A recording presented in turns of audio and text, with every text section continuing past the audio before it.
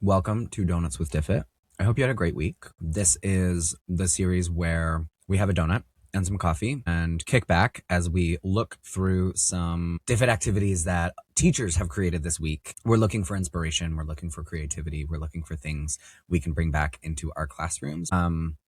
And of course, excuse to have a donut. So now this is the end of February. February is Black History Month. Lots of ways to celebrate and teach about Black history and the African diaspora, celebrate Black identity in our classrooms. I thought it would be interesting at the end of this month to go back and look through some of the related resources that teachers created in the month of February, with a recognition that Black history is always ongoing and we want to continue learning throughout the year. So let's take a look and see what's in there. And along the way, we'll think about what we could continue learning about throughout the rest of the year. Let's get into it. Starting with Thurgood Marshall and the Road to Brown versus Board. Long reading, but we've got a citation, so this looks pretty good. Oh, I like this timeline activity, sequencing the road to justice. We use the reading, we identify the order in the year, and we're going to move these things around. I could even see this. We could certainly put this on one page and we could print it out and have students cut it up and do like a hands-on type activity. Legal strategy analysis. Equal means equal. We've got some primary source analysis. We're comparing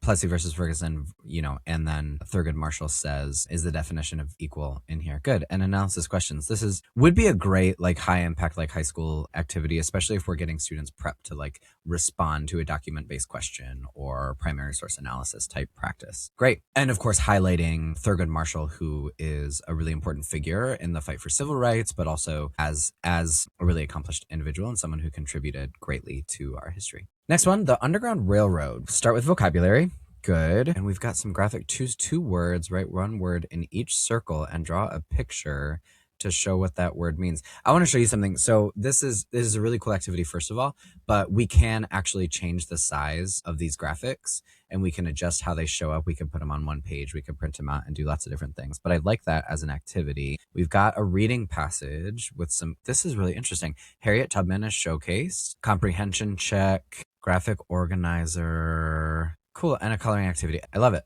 Next up, Ramadan cultural stations. We love a station rotation. We're learning about Ramadan. What is the meaning of fasting? What does this look like for students? Why do people fast? Talk about it. Again, with citations, that's super exciting. Station 2, values of Ramadan, examples of good deeds, celebrations, more vocabulary. This is great. Tracker and vocabulary log. And a vocabulary matchup activity. What a great way, certainly worth including in a list of Black History Month resources. And it's Ramadan, so a great opportunity to educate students about what they may be seeing around them, what other students are experiencing. Always worth bringing cultural traditions into the classroom from the viewpoint of educating our students about others' experiences and building up, positive perceptions of people around the world. All right, we've got a reading for Fluency passage about Rosa Parks, so another super monumental, famous individual from Black history. This looks like it's a phonics activity, so for foundational reading support and practice for students,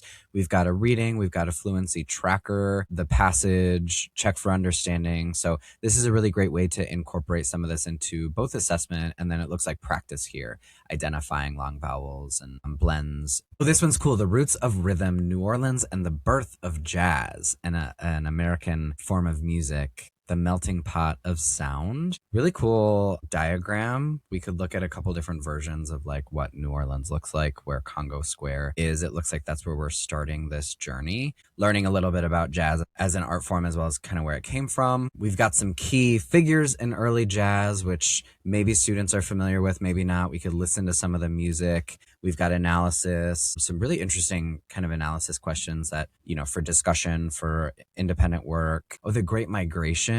Okay, so this is like a full timeline. Wow, the journey of jazz, birth of jazz, all the way up into Northern jazz, the Harlem Renaissance big band music, and then global jazz. And students, I'm sure, could take this even further and think about jazz now and how jazz influences, hip hop and pop music and rock music. Oh yeah, evolution of jazz style. That's a really cool diagram. How interesting. A couple additional figures we could group up and do a jigsaw and have students research additional, contributors. Oh, and we're getting it, okay, from bebop to civil rights, different forms of jazz, all the way into jazz as protest during the civil rights movement. This is really interesting. How cool to then connect it back to, what we're studying in history, or obviously a great lesson for music, but we could also then analyze some of these lyrics or some of the music sort of as poetry, as works of literature, as works of art in ELA, in a critical studies class. Timelines, I love it. Really cool way to celebrate Black history and Black culture through the lens of a global form of music. Wow, intersectional feminism in literature. This is from AP Language. Okay,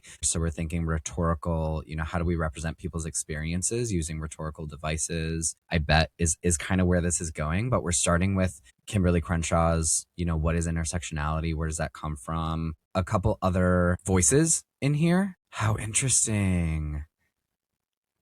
Yeah, so incorporating intersectionality and obviously this moment in between Black History Month and Women's History Month, like a great opportunity to invite AP Language students to, here we go, rhetorical application, positionality, looking at how the speaker is talking about these concepts. Very cool. Oh, and then you're planning for an essay. What extent does intersectional literature challenge traditional? This would be a really educational and impactful practice assignment in AP Lang. Love it. Okay, we've got a history lab. I wonder, it's a station rotation. Civil rights movement.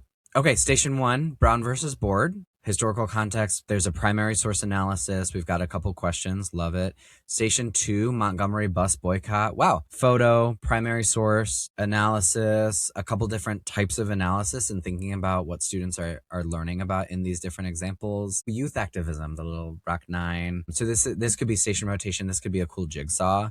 Have students split up and then come back. We've got the Greensboro sit-ins, the Civil Rights Act and the Voting Rights Act. Oh, this is an interesting graphic. Good deal. Really great, like inquiry-led kind of introduction to some of the themes of the civil rights movement, but also something that we could just do to kind of incorporate some civil rights learning in Black history, or if students are kind of asking questions about protesting and the history of protest in the United States. I think there's applications here. I like this a lot. Okay, another civil rights assessment. Using the word bank, match the event name to the year and the significance. And then critical thinking. Which of these 6 events do you believe had the greatest impact on American society? Wow. And explain your reasoning with 2 specific details. That's a big question. That's really interesting. Key figures and their contributions. I like the way this assessment is kind of laid out. I think this kind of walks students through really thinking critically about what we've learned throughout this unit.